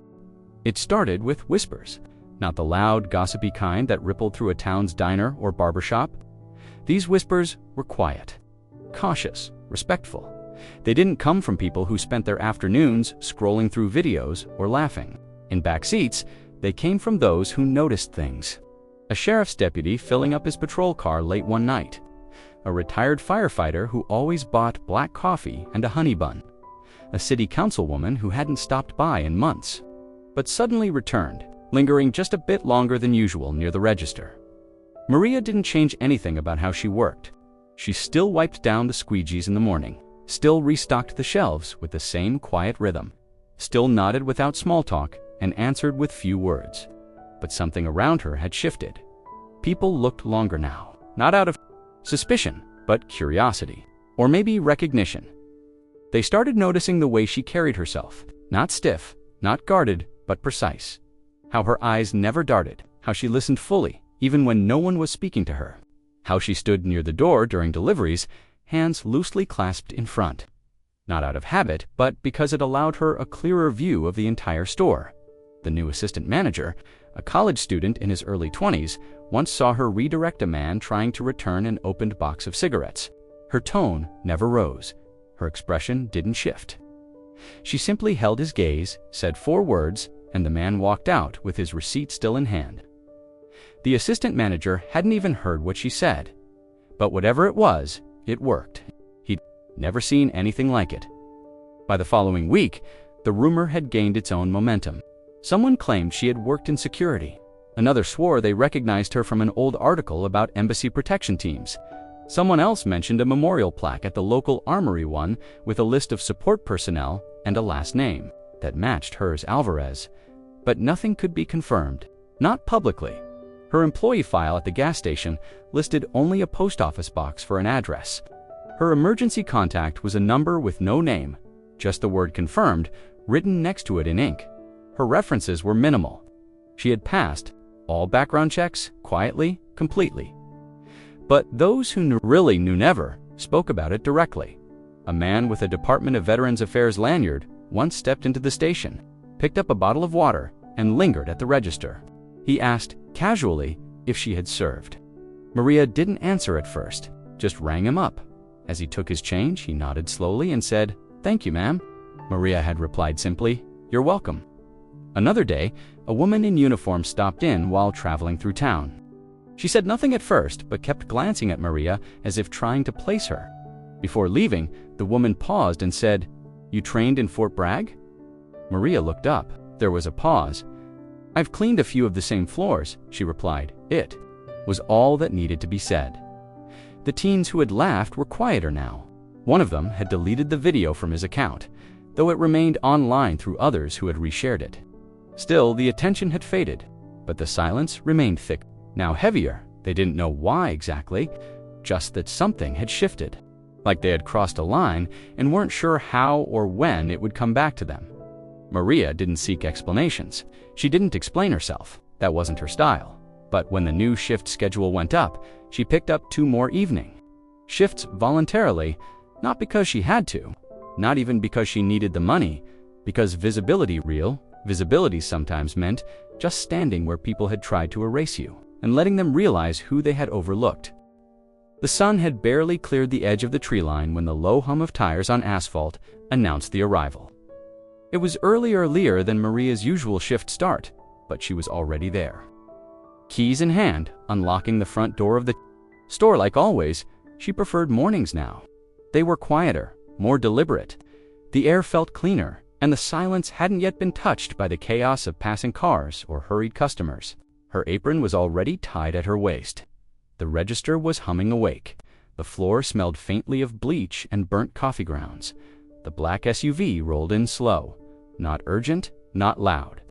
It turned in a wide arc past Pump 2 and stopped directly. In front of the store just, like last time, Maria didn't flinch. She didn't stop what she was doing. Her hand remained steady as she wiped the front counter with a worn cloth. Her back half turned toward the glass. The engine stayed on for a moment longer. Then the door opened. It was a different man this time, not the one with the gray jacket. This one was taller, wearing a dark blue windbreaker and sunglasses, even though the sun had barely risen.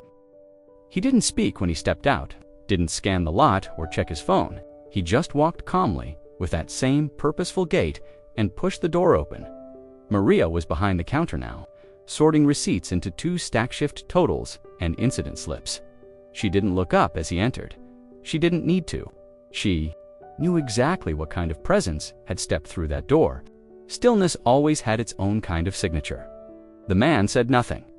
He approached the counter, paused just long enough to meet her eyes once, then reached into his jacket pocket. From it, he withdrew a small round object, flat, gold-toned, about the size of a $50 coin. Its edges were ridged, its surface engraved in a way that caught the early morning light. No packaging, no box, just the coin. He placed it gently on the counter. Near the edge, where the register cord curled around the corner, Maria didn't move. For a brief moment, neither of them spoke. Then the man gave a short, respectful nod, of a confirmation, then a greeting, and turned to leave. He exited without waiting for a response. The door eased shut behind him.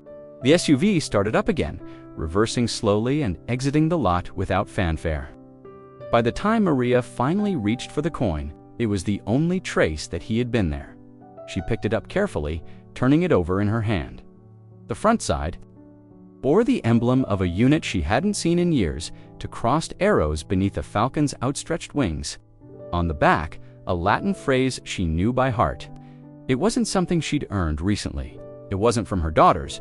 Command either came from something older, something Maria had stepped away from long ago when she traded fatigues for work boots, and silence for steady, invisible routine. This wasn't a gift. It wasn't a decoration. It was a message. Someone remembered. Someone still saw her. Challenge. Coins didn't come with instructions. You didn't trade them. You didn't display them, unless it meant something. The people who carried them often didn't speak about how they were earned. They were acknowledgement silent ones. And when passed from hand to hand, especially without words, they meant one very specific thing. I know what you did, and it mattered. Maria placed the coin in the palm of her hand for a few more seconds before quietly slipping it into her apron. Next to the older coin she always carried, she didn't smile, but the weight of it grounded. Her in a different way that morning, not heavy, just solid. The first customer of the day walked in not long after. A woman on her way to work, holding a thermos and rubbing sleep from her eyes. She asked for gas and a pack of gum, then complimented the shine of the front windows. Maria nodded, "Thank you." She didn't mention the coin, but when she reached for the receipt tape, the movement of her apron shifted slightly and the two coins, nestled side by side, pressed gently together. Not loud, just enough to remind her they were there. The suspension wasn't posted on any bulletin board.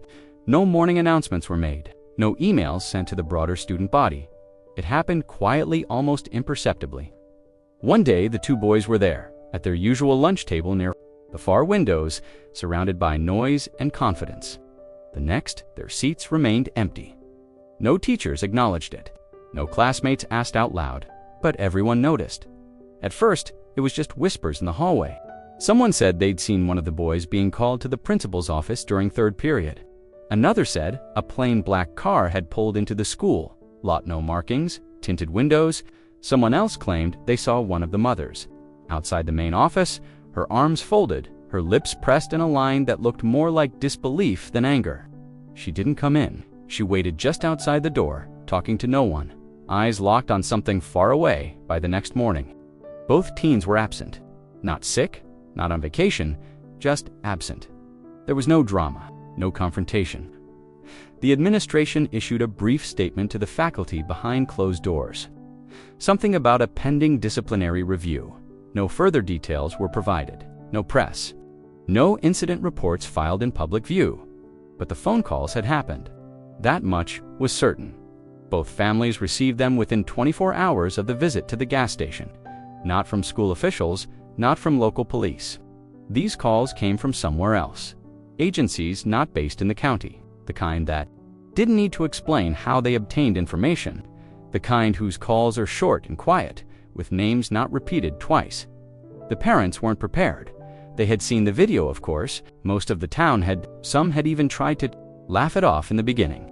Kids being kids, one father had said at a neighborhood barbecue. She didn't even look upset.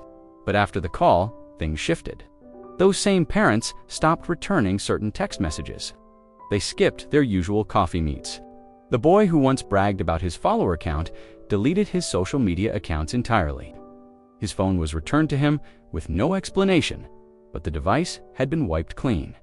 No apps, no photos, only the factory background remained. At school, their friends adjusted quickly. No one wanted to be the one asked next, so they fell silent. Not out of fear, but because no one was quite sure what line had been crossed or who had drawn it. One teacher, Mr. Hansen, who taught civics and kept a framed photo of his Navy unit on the wall, had noticed the change in atmosphere. During a class discussion on ethics, he paused longer than usual before speaking. He didn't bring up the video. He didn't mention names, but his words landed carefully. Freedom isn't just what you're allowed to say. It's also what you choose not to say when someone else is vulnerable. No one responded. Outside of school, things grew quieter still. One of the boys' mothers stopped posting her usual updates about weekend soccer tournaments and seasonal decorations. Another removed a sticker from her car window that had once read, "My kids on honor roll at Madison High." No one told them to remove these things. No one had to dot in town. Certain people began offering Maria longer nods at the gas station. Not pity, not apology, just a kind of recognition. Like something had been clarified. She never asked who had called or how they had known. She didn't need to. The silence was enough. The absence, the sudden space where arrogance had once lived, it wasn't justice. It wasn't revenge. It was consequence. And like the most effective consequences, it didn't have to be loud to be understood. The morning was already warm by the time the busboy from the diner next door dragged out the trash cans, clattering them down the alley behind the gas station. Maria stood at pump 3, helping a customer top off his tank, her apron tied tight and her sleeves rolled to the elbows. The wind was slow and dry, carrying the scent of fuel and dust. Nothing about the morning hinted that anything would be different till the dark. SUV returned. It wasn't the same one that had dropped off the coin. This one had military tags, subtle but unmistakable, and its engine idled with a hum to smooth. For a civilian vehicle, Maria didn't look up immediately. She finished the receipt, thanked the man for his visit, and walked slowly toward the convenience store entrance. Then the passenger door opened. Maria turned, and for a moment, she didn't move. The uniform came into view, first pressed perfectly. No medals, no fanfare, just clean lines and a familiar weight. Sergeant Alina Alvarez stepped out, boots hitting the pavement with a quiet authority that made a few heads turn, even from across the lot. Her face was calm, but her eyes moved fast left, right, over the pumps. Past the coffee machines visible through the glass door, not frantic, just trained. She carried no bag, no obvious weapons, just herself and that air of practiced composure. She had grown into so completely dot. Maria met her halfway between the register and the curb. Neither of them said anything for the first few seconds. Alina removed her sunglasses and tucked them into her front pocket. 2 weeks early, Maria finally said, "Assignment shift," Alina replied, "Temporary stateside briefing." "I rerouted through here." Maria's nod was small. She looked older than she did in the photo taped behind the counter, the one that had sat untouched even after the viral video spread.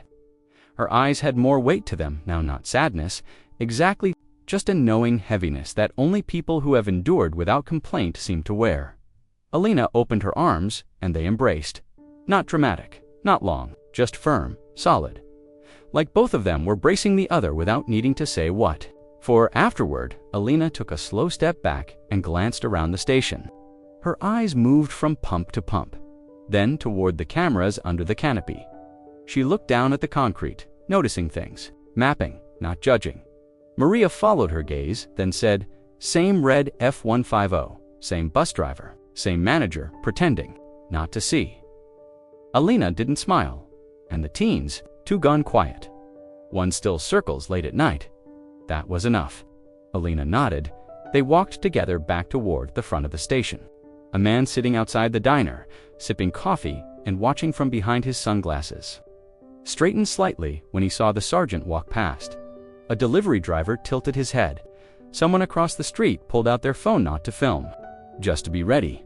Inside the station, Alina stepped behind the counter like she'd done it 100 times before. She glanced at the register, the shelving, the walk-in cooler. She paused when she saw the challenge coin sitting beside the stack of receipt paper. Her eyes rested on it just long enough. "They left that last week," Maria said. "Which unit?" Alina asked. Maria hesitated.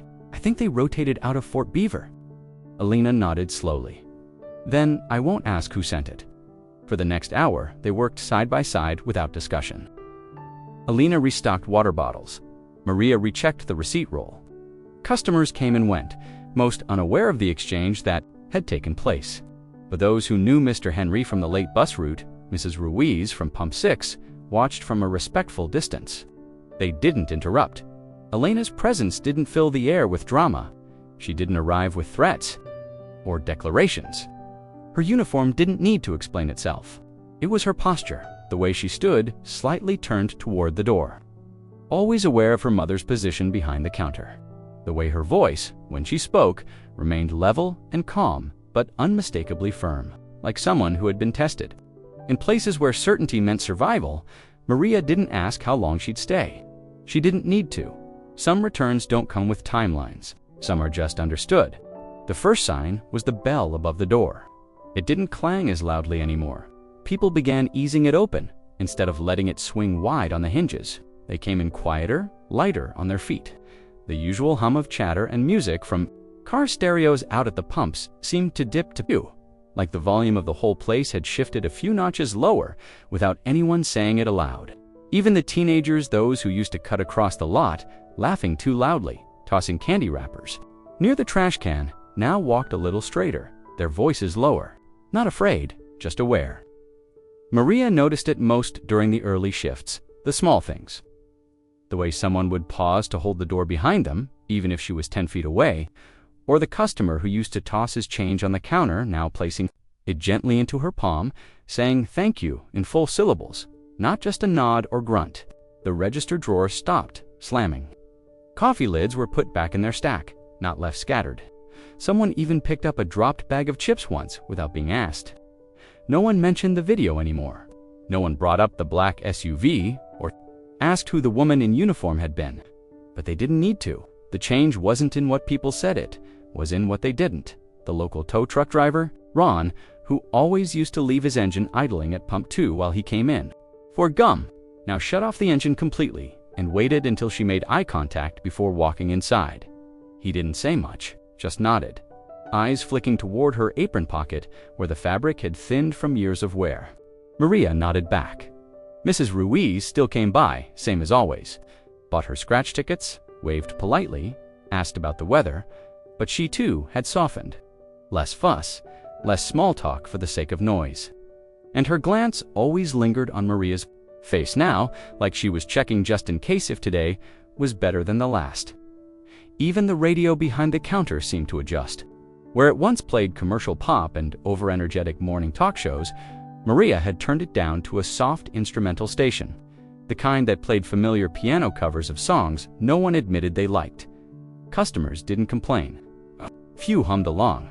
Maria didn't ask for any of it. She didn't change the posted rules or put up any new signs. She still cleaned the squeegees each night, still stocked the candy rack and adjusted the coffee machine settings before dawn, still swept under the freezer doors where the dust liked to collect. Nothing about her job had changed, but everything else had. She no longer needed to step back when groups of teenagers entered the store. They came in one or two at a time now, often quiet. Sometimes they didn't even buy anything, just nodded, brows slightly raised. Like they were acknowledging something they didn't quite understand but knew they weren't supposed to challenge. Once, late in the evening, a pair of boys entered young, maybe 15 or 16. One hesitated before speaking. He pointed to a display of car air fresheners and asked softly if the pine-scented ones were still on sale. Maria answered plainly, without smile or coldness. He paid in coins, carefully counted. As he left, he held the door for the next customer, and then looked back. Maria met his eyes briefly. It was a small moment, but it stayed with her. The quiet wasn't empty anymore. It had become a kind of respect. Not fear, not obligation, just an adjustment in tone, as if the gas station itself had remembered how to be decent again. Maria never changed her stride, never adjusted her voice or expression. She didn't need to. The world around her had shifted, a little, just enough to notice, and sometimes that was more than enough. Ask ChatGPT. The town council meeting wasn't particularly crowded that night. A few folding chairs were filled with local business owners and one or two parents from the PTA. The usual chatter about zoning, construction delays, and weekend festival permits carried the first part of the agenda. The mayor, a man named Charles Merritt, read through the bullet points with his usual practiced rhythm. Glasses perched at the end of his nose, tapping a capped pen lightly on the lectern. Then, without shifting tone, he turned the page and said, Item 12, Proposal for Mandatory Public Service Training Related to Workplace Harassment and Conduct. The room quieted, not uncomfortably, just noticeably. Merritt cleared his throat once and looked out over the small crowd. This recommendation, he said, is in response to a recent event that took place at a local business. Though the individual involved has not requested formal action, the circumstances have been reviewed by our office, and we believe this is an opportunity to address something larger than just that incident. He didn't name the station, he didn't mention Maria Alvarez, but everyone in the room knew. There had been quiet discussions for weeks. The video, the teenagers, the black SUV, the daughter in uniform. People had their versions of the story filled in the gaps where details were missing. But what stuck, the part that wasn't debated, was that something had happened that made people stop and think about how they treated those around them, Merritt continued. This town, he said slowly, is built on small businesses, community, support, and trust. We have neighbors who've been here for generations, and others who've just arrived. We rely on each other, and it's time we made sure everyone, regardless of their job title, accent, or age, is treated with dignity. He proposed a short but comprehensive training module, not a corporate presentation sent out in an email. A real program built, with input from veterans advocacy groups, small business owners, and community leaders. Every public employee, from sanitation workers to high school coaches, would complete the training by the end of the year. Local business owners could opt in for their staff. The materials would cover verbal harassment, cultural sensitivity and the long-term impact of public shaming. Is men's shaming, especially in the digital age? There was no applause, but there were nods, small, slow ones, like people remembering something they hadn't realized they'd forgotten. One of the council members asked if the proposal had been reviewed by legal. Merritt replied it had. Another asked about budget implications. The mayor responded that a local nonprofit had offered to cover the first phase of development, with possible grant support in the next cycle. No one objected. When the motion passed, it did so quietly. No fanfare, no photo ops. The next morning, flyers were posted at the library, the post office, and the municipal building. "Respect starts here," the heading read, followed by a brief description of the new initiative. No references to the gas station, no viral video links, just a phone number for registration and a date for the first seminar. Back at the station, Maria heard about it secondhand. Mr. Henry mentioned it during his late evening fuel-up, speaking from the driver's seat of his school bus. While the pump clicked behind him, "They're doing something about it, I guess," he said. Folks Mayor called it a teachable moment. Maria didn't react much, just handed him his receipt and nodded. Later that night, after closing, she saw the flyer taped on the inside of the break room door. Her manager had posted it with a thumbtack beside last month's rotating schedule and an out-of-date flyer about a bake sale. The edges curled slightly. Maria read the headline once. Then, without removing it or saying a word, she walked back to the front, switched off the outside lights, and locked the door behind her. The sign stayed up. No one needed to say who it was for. The white van parked across the street didn't belong to any local business. It had no visible markings, but the large camera lens poking out the side window gave it away. Maria spotted it during her morning shift while she was changing out. The windshield squeegee buckets. She said nothing. She didn't slow down, but she noticed by mid-morning the van door slid open, and a woman in a crisp blazer stepped out, flanked by a cameraman and a sound operator. They didn't come rushing in. They walked slowly, deliberately, with the body language of people who were used to being let past the velvet ropes. The reporter, a woman in her early 40s with perfect posture and a calm smile, approached the counter inside the station, while the camera crew lingered by the entrance, adjusting light filters. Maria stood behind the register, wiping down the counter as she had every other morning. The radio hummed softly in the background with a piano instrumental that was halfway through a rendition of something vaguely familiar. She didn't look up until the reporter spoke. "Hi, I'm with Channel 12, the woman said gently. "We're doing a local segment about community resilience and quiet heroism. We were hoping to speak with you if you're open to it." Maria didn't flinch. She placed the rag under the counter and rested her hands on the edge of the register. She met the reporter's eyes, calm and steady. "I'm not interested," she said quietly. The woman hesitated, as if she hadn't heard correctly. "We completely understand your privacy," she replied. "But we think your story could really inspire people. Everything you went through, how you handled it, what it says about kindness, dignity, it's powerful." Maria didn't raise her voice. "Not everything has to be explained."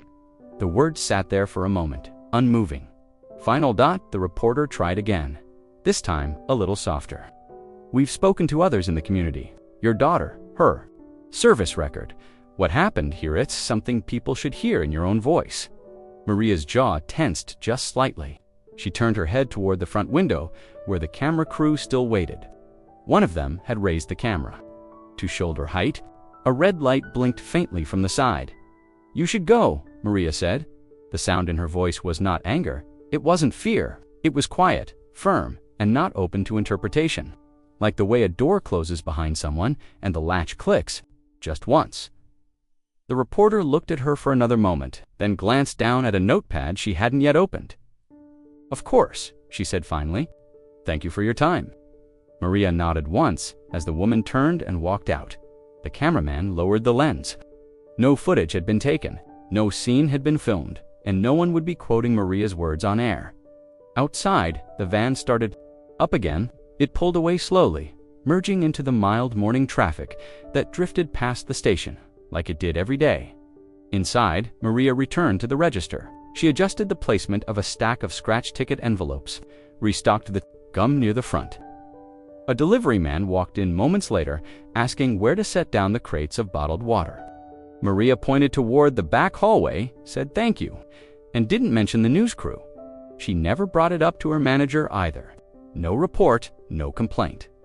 Later that day, a clip aired on Channel 12 about unsung heroes in small towns. It featured an old custodian from the local elementary school and a woman who'd organized free lunches out of her church basement. Maria's name wasn't mentioned. Her story wasn't told, and that was exactly how she wanted it. The bench had always been there. A weathered slab of wood with chipped green paint and rusted iron arms. Sitting quietly beneath the metal overhang near Pump 4, it wasn't fancy. It wasn't meant to be anything more than a resting place for tired feet and coffee breaks. Most of the time, it sat empty, collecting dust or the occasional grocery bag left behind. Maria wiped it down once a week, sometimes more if the dust from passing trucks kicked up too high. It was just another thing she maintained, like the ice machine or the paper towel dispensers. But one morning, the bench wasn't the same. It was subtle, a glint of metal that hadn't been there before. Maria noticed it the moment she stepped outside to empty the trash bins. The morning sun caught something just beneath the seat. She bent slowly, not rushing, and found it a plaque. Small, no more than a hand's length across, fastened carefully into the wood with short screws. It looked new, but not out of place. The finish was brushed bronze, simple, UNFUSSY. It read, "Respect is not earned by noise, but by quiet endurance." Number, name, no attribution, no explanation. Maria stood for a long moment, just looking at it. She didn't touch it, didn't try to remove it, but she felt something settle in her chest, an odd stillness. She looked around the lot, but there was no one there. Just the low rumble of a semi on the highway and a bird perched on the sign above the pumps. She didn't ask who had placed it. The cameras likely would have shown if she'd wanted to check. But she didn't. She didn't bring it up to the manager, didn't mention it to Mr. Henry when he stopped by that evening, didn't say a word when one of the delivery drivers paused in front of the bench and muttered nice words under his breath. The bench changed after that. It began to be used more. Not as a spectacle. There was no ribbon cutting, no announcement, but people seemed to linger there now. A man would drink his coffee there instead of in his car. A teenage girl once sat with her backpack beside her, watching the buses go by. One afternoon, a woman in scrubs ate her sandwich there in silence, her eyes tired but calm. No one vandalized it, no one scratched it or tried to pry the plaque off. Maria noticed how people read the words, not aloud, not even consciously sometimes. Their eyes just drifted there, lingered, moved on. But something stayed with them after. Even the teens who had once laughed too loud at the pumps now seemed to glance that direction and lower their voices. Maria didn't claim the bench. It wasn't about her. She still sat inside behind the counter. Most days, wiping surfaces, ringing up coffee and gum, counting bills and coins like always. But sometimes, when her feet ached near closing, she would step out into the dusk, sit for just a moment, and rest her back against the worn iron frame. She never looked at the plaque when she did. She didn't need to. One evening, a man pulled up in a motorcycle jacket, the kind that carried dust and miles. He bought a bottle of water and paused outside by the bench, nodding once before heading back to his bike. "Good bench," he said, almost to himself. Maria just nodded from inside the door. There was no ceremony, no newspaper story. Just a bench that had always been there and a sentence that had not. But in this town, in that quiet corner beside Pump 4, it had become something more. Not loud, not proud, just still. The whispers had shifted. It wasn't immediate, but it was unmistakable. At first, they came from behind cupped hands or over steaming cups of gas station coffee. Then from driver-side windows rolled halfway down, in low voices exchanged between regulars. But the tone was no longer dismissive or mocking. It had changed into something else, cautious, curious, and quietly respectful. "She's not just a gas station worker," someone said one morning while standing in line for cigarettes. The clerk nodded slowly, but said nothing. A delivery driver, filling the snack rack nearby, added, "Heard she used to do something real serious."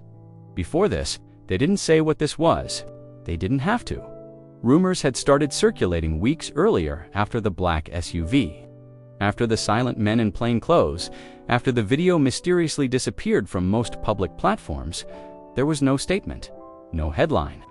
But things didn't go unnoticed in a town that sized itself more by relationships than by population. A man at the diner told his buddy he'd seen Maria once open a jammed door with what looked like military precision, said her hands moved like she was still in uniform. Another swore she spoke fluent Arabic. He'd overheard her say something to a Middle Eastern tourist and thought it sounded too natural to be from a phrasebook. Then there was the coin, the one she kept in her apron pocket, the one she sometimes touched without realizing. Someone finally got a good look at it. Said it was a challenge coin, not the kind you buy online, but one with real weight, real history. A symbol passed between those who'd seen things and stayed silent. The story took on a life of its own. A customer speculated she'd been intelligence. Another said no, she was logistics, the kind that made operations run without ever appearing. On the radar, someone else guessed she was part of a classified unit. She doesn't need to prove anything, the man added. People like that, they don't ask for medals. None of it was confirmed. Maria never spoke about her past.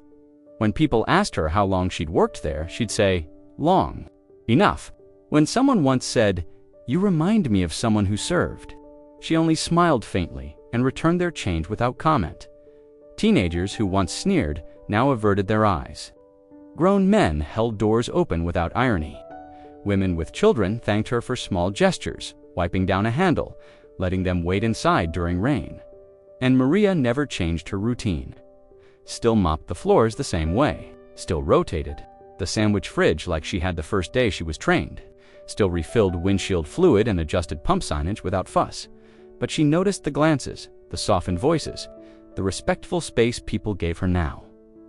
The veterans in town, those who used to sit alone or say little now, nodded to her a little longer than before.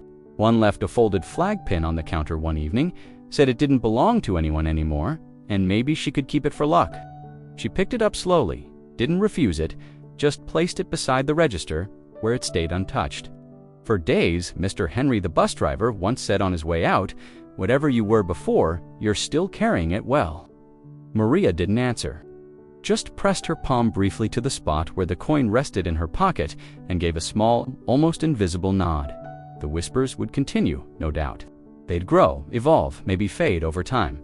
Some would speculate, others would dismiss. But the truth, whatever it was, didn't need defending. It lived in how she carried herself, in the silence she kept, and in the way others finally began to carry themselves around her. Sometimes dignity doesn't require explanation. Maria Alvarez never offered one.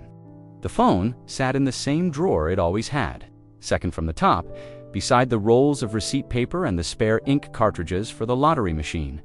It wasn't a smartphone. It didn't ping with updates or flash with alerts. It was a weathered gray flip phone, the kind most people stopped using more than a decade ago. The keys were worn smooth, the screen faintly scratched, and the battery held a charge just long enough to be reliable. It had one number saved in its contact list, and Maria never changed it. She didn't carry it in her pocket like she did the coin. She didn't look at it when she clocked in or out.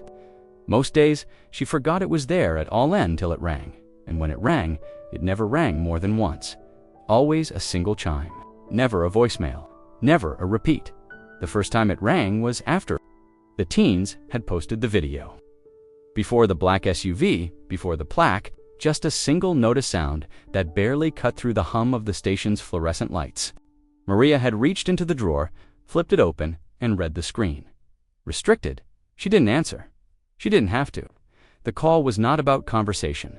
She closed the phone, returned it to its spot, and continued wiping down the coffee counter. She didn't tell anyone. But after that first ring, something in her stance had shifted just slightly. Less bracing, less folded inward. The second ring came after the footage had been quietly handed over. No authorities ever came to speak to her. No one asked for a statement, but the phone buzzed again once. Same tone, same screen. Maria paused mid-task, glanced at the drawer, then looked out toward the lot. A group of teens had just pulled away, unusually quiet. She left the phone untouched. That night, she checked the locks twice. Not out of fear, but habit. Sometimes weeks passed between calls, sometimes a month, but always the same. One chime, no words, no text, just a reminder that someone still had the number, that someone still remembered when her daughter came home early on assignment, not on leave. The phone rang again. It buzzed faintly, just as Alina stepped off the city bus and walked across the lot.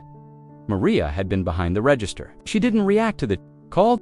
She walked out, took her daughter's duffel bag without comment, and ushered her inside to the back room where the air was cooler. Later that night, after the station had closed, Maria opened the drawer and looked at the phone for a long time. She didn't call back. She never did. Once, during a particularly loud thunderstorm, the electricity flickered and the automatic door sensors reset. Maria stayed calm. She locked the doors manually and waited for the system to reboot. As she sat on the stool behind the counter, sipping lukewarm coffee, the phone rang again. Just once. She smiled, almost involuntarily. Whoever it was on the other end never asked anything of her, never needed updates. The call wasn't about emergencies or obligations. It was about a thread that hadn't been cut. Maria never discussed it with Alina. Her daughter likely knew, or at least suspected. But they had a quiet agreement. Some stories were told with glances, not words. Years went by, the flip phone grew older. Technology advanced around it, but Maria never replaced it. The battery still held, the screen still lit, and the chime, though rare, still sounded sharp and clear. Not many people knew it existed. Fewer still understood what it meant. But to Maria, the single ring said enough. You're not forgotten, and you never really stopped serving.